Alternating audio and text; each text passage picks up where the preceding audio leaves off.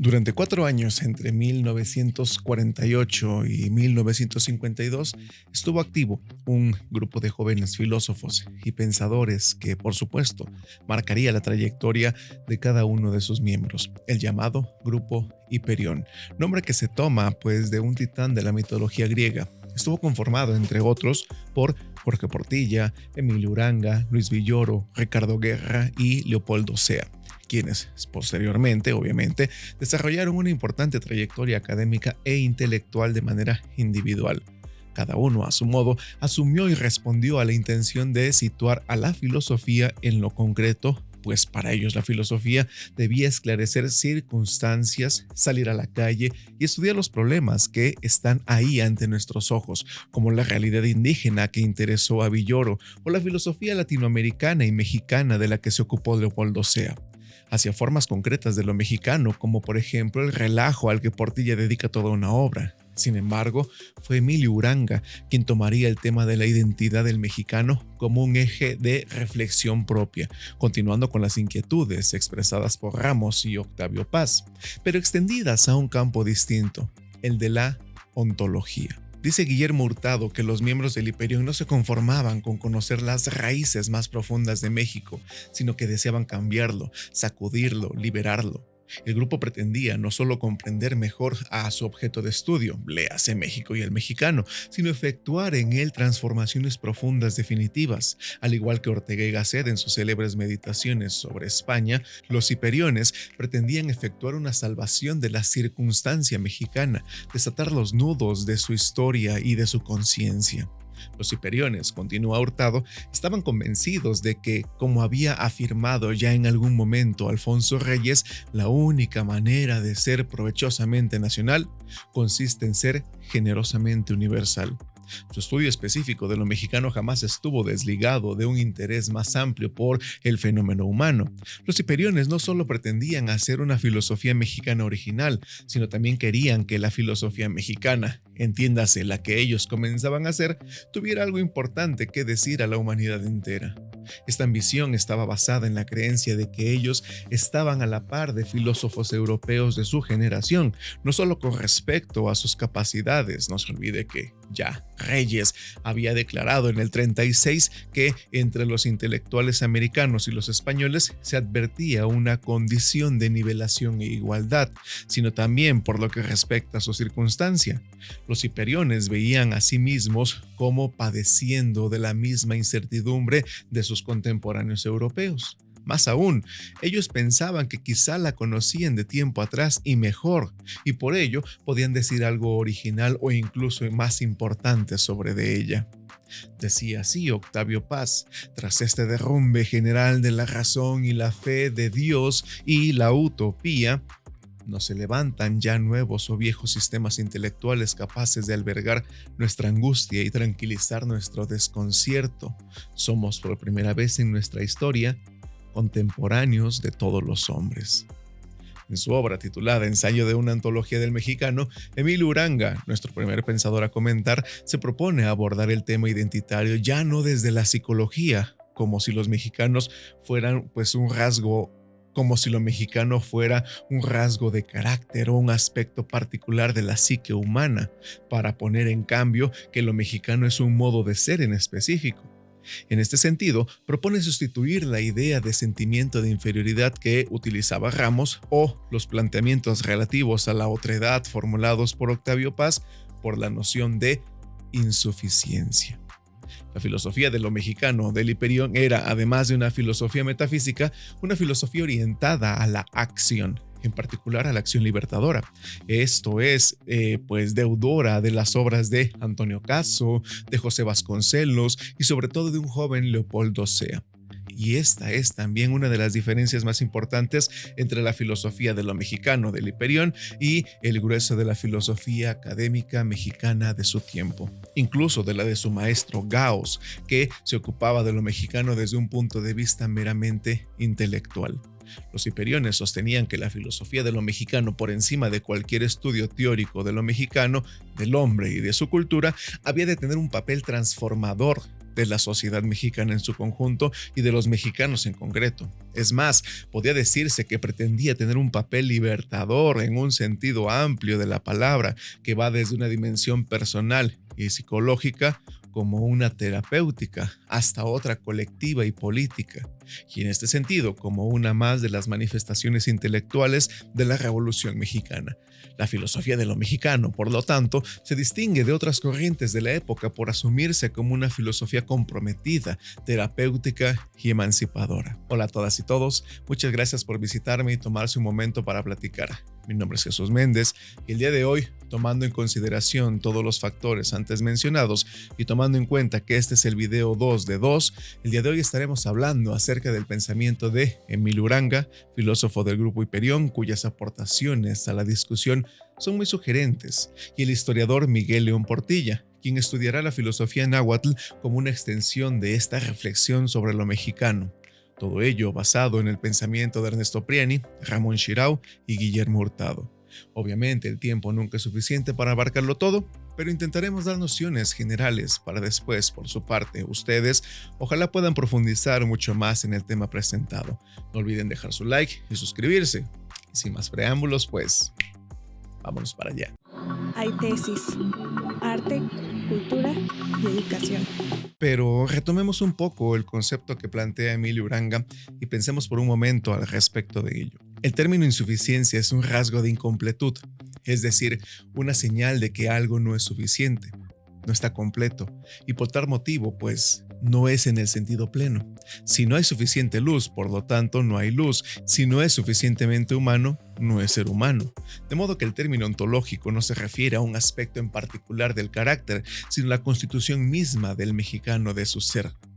Uranga, al plantear este concepto, está reflexionando bajo la influencia de Heidegger. La insuficiencia es ese rasgo propio del ser del mexicano y de su ser ahí.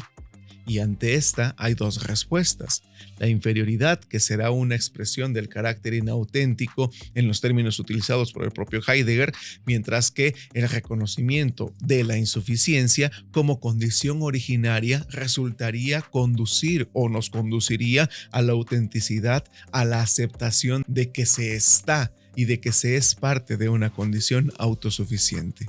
Al igual que sus antecesores, Uranga pensaba que esta condición de insuficiencia es histórica, es decir, que la insuficiencia del mexicano es producto de la accidentalidad, de los avatares históricos y culturales que lo produjeron. El mexicano es un acontecimiento en el tiempo al que marcan tres momentos, dice: la conquista, en la que emerge el criollo; la independencia, donde alcanza su suficiencia; y la revolución, donde consigue la conciencia de su accidentalidad. El proyecto de Uranga, sin embargo, no consiste en centrarse de manera significativa en esa accidentalidad, sino simplemente hacer conciencia de ella. Es decir, el proyecto no es que el mexicano llegue a ser suficientemente completo, sino por el contrario, reconocer su accidentalidad, porque en realidad para Uranga toda la humanidad sería accidental. Es decir, ser alemán, norteamericano, vietnamita, camerunés es una insuficiencia, una condición accidental. Expresado en otros términos, su intención es plantear que no hay formas de ser nacionales que representen la suficiencia que las demás no poseen. Ninguna es suficiente. Todas son condiciones históricas determinadas y por ello mismo insuficientes. En ese sentido, solo desde la accidentalidad se puede entender toda la existencia auténtica, en sentido heideggeriano, sin importar el lugar o la nación en la que exista o se produzca. La propuesta de este autor, por tanto, inicia por expresar en términos culturales, dice Priani, junto a Samuel Ramos, temas como el sentimiento de inferioridad y la insuficiencia. Así, su examen no se vuelve una recopilación de actitudes del mexicano, sino considerar como necesario que el tratamiento de los problemas, ya que los demás ya desarrollaron, se enfrentaron en términos originarios. La mexicanidad de Emilio Uranga, entonces, siguiendo a Heidegger y su propuesta, plantea una lectura situada que comunique al ser americano en su modo particular de existir con otros modos de existencia. En estos términos, Uranga propone que es el historicismo el que ha limitado que se siga existiendo, por ejemplo, en Europa como modelo de civilización, y más bien la historicidad de cada pueblo es tal en cuanto que manifiesta sus rasgos más peculiares, desatándola de conceptos universalistas. El propio Uranga comenta, permítaseme citarlo, que en México la filosofía se ha orientado también hacia la ontología, pero no hacia la ontología general que elucida el ser de todas las cosas, sino más bien hacia una ontología regional o particular, interesada en decirnos lo que es el ser de nuestra propia realidad, el ser que somos en cada caso nosotros mismos, los mexicanos, cada uno de los miembros de una comunidad histórica y social muy determinada. La ontología del mexicano es pues una reflexión filosófica que trata de poner en evidencia, de patentizar lo que es el mexicano, no lo que hace el mexicano, o lo que piensa o lo que fantasea, sino lo que es. Todas las investigaciones que se ocupan del mexicano proporcionan síntomas o señales de esa constitución entrañable de su ser, y la tarea filosófica reside en una interpretación metódica de estas indicaciones con el propósito de revelar a través de la morfología de su ser. Pasemos entonces a Miguel León Portilla. Una de las derivaciones de la inquietud por la identidad del mexicano fue la revaloración de las aportaciones culturales de los mexicanos en el tiempo, es decir, aquellos elementos que hasta antes de la Revolución no eran reconocidas como aportaciones significativas a la cultura. Lo mismo en el ámbito del arte popular como en el pensamiento indígena, las cuales comenzaron a ser revaloradas y revisadas por parte de los intelectuales en las décadas posteriores a la lucha armada. Octavio Paz lo hace con el lenguaje y las fiestas populares, mientras los muralistas como Orozco, Rivera o Siqueiros lo llevaban a cabo con el arte popular. En esta corriente encontramos entonces al historiador mexicano llamado Miguel León Portilla, quien de manera consciente y muy deliberada equipara y homologa incluso de forma anacrónica al sabio náhuatl, al Tlamatini, como filósofo sofista, maestro y humanista. Lo que hace León Portilla es equiparar la tradición reflexiva náhuatl con la tradición reflexiva occidental con la intención deliberada de otorgarle relevancia y valor. Es decir, su finalidad no solo consiste en reconocer la presencia de las raíces de dicha reflexión en uno de los pueblos originarios de América, sino que trata de mostrar que ésta tenía los rasgos, las estructuras y las implicaciones de aquellas que eran tomadas como modelo, es decir, la filosofía occidental, particularmente la griega clásica y la hindú. En su obra llamada La filosofía náhuatl, Miguel León Portilla presenta la traducción de diversos textos a partir de los cuales interpreta y muestra cómo estaba estructurada la reflexión náhuatl sobre el funcionamiento del mundo.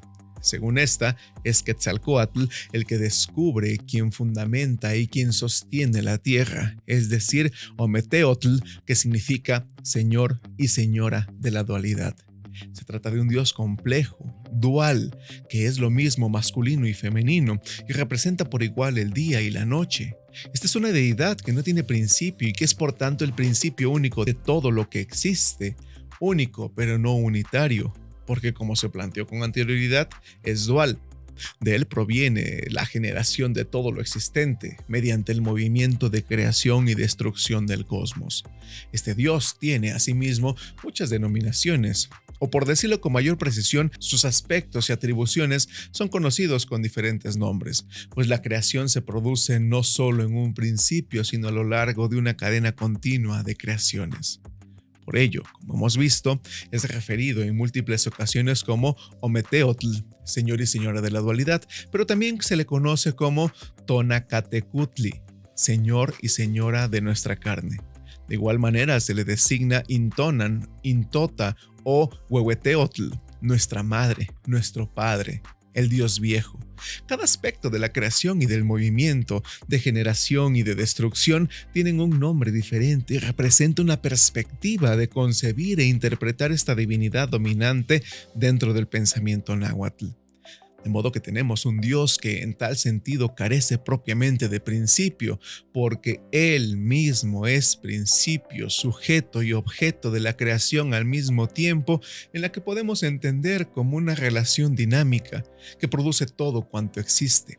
Es además definido por ello como Moyocoyatzin, inventor de sí mismo, y como Ilpanemowani, es decir, el dador de vida. Como se puede apreciar hasta aquí, la filosofía náhuatl forma parte de esta creación del identitario mexicano, que tiene también su sustento, por supuesto, en el hecho de dotar de valor aquello que de una u otra manera nosotros estamos conformados y nos constituye, pues no es solo el reconocimiento del carácter de la psicología del ser del mexicano lo que constituye la reflexión sobre lo mexicano. Dicha constitución también está basada en sus expresiones culturales, pasadas y presentes, su forma de uso de la lengua, su noción de cómo nacieron las cosas, es decir, en última instancia, de todo aquello que nos hace mexicanos.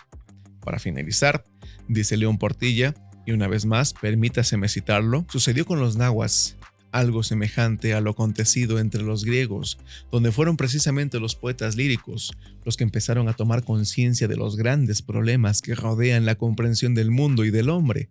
Ahora bien, si hubo entre los náhuatl quienes vieron problemas en aquello que los demás obviamente vivían, que aceptaban, decirse que esos descubridores de problemas acerca del mundo y del hombre habían encontrado el camino del saber filosófico, lo cual no es querer atribuir anacrónicamente a los antiguos mexicanos clara conciencia de la diferencia entre los objetivos formales de la filosofía y las otras formas del saber científico, religioso y de intuición artística. Tal delimitación de campo es, en este sentido estricto, obra del pensamiento occidental moderno. No la reconocieron ciertamente los filósofos jonios, ni siquiera mucho menos los doctores medievales, para quienes ciencia, filosofía y aún teología se unificaban, sin pretender por tanto hallar tampoco entre los náhuatls una radical diversificación en sus varias formas de saber. Pero atraídos por estos, que hemos llamado atisbos racionales o inquietudes manifiestos en la poesía náhuatl, tanto lírica como religiosa, podemos decir que podemos continuar la búsqueda en pos de más claros vestigios de lo que hoy podemos llamar un saber filosófico, con el mismo fundamento con que, por ejemplo, Aldous Huxley designó como filosofía perenne y auténtica todos esos textos en los que los más penetrantes atisbos del pensamiento humano han encontrado su expresión. Un caso aparte sobre la reflexión filosófica de la historia de México en el Hiperión es el original libro de Villoro, Los grandes momentos del indigenismo en México. Villoro sostiene que desde la colonia al indio se le ha concebido como lo otro del criollo y del mestizo, pero que también a lo largo de un proceso dialéctico al indio se le ha concebido como un elemento constitutivo, aunque enigmático, del propio ser del mestizo. En el último capítulo de su libro, Villoro afirma que el indigenismo es lo que podríamos llamar, usando terminología de Uranga, el proyecto de substancialización del mexicano mestizo del medio siglo XX. Sin embargo, las dos vías de recuperación del indio por parte del mestizo mexicano que Villoro encuentra en el indigenismo de su tiempo, una de ellas es la transformación del indio en proletario, no parecen resolver la dicotomía entre lo mestizo y lo indígena que está en el origen de nuestra historia. Sin embargo, esto es tema para otro día. Muchas gracias a todas y todos por haberme acompañado hasta este momento de la plática. Espero que haya sido de su agrado. Recuerda que este es el video 2 de 2 de la serie de la identidad del mexicano. No olviden regalarnos un like, suscribirse y dar clic en la campanita para que les lleguen notificaciones de temas nuevos, así como cuando estemos transmitiendo en vivo o en los streams de videojuegos. Mi nombre es Jesús Méndez, saludos y nos vemos en el próximo tema. Hasta pronto. Hay tesis, arte, cultura y educación.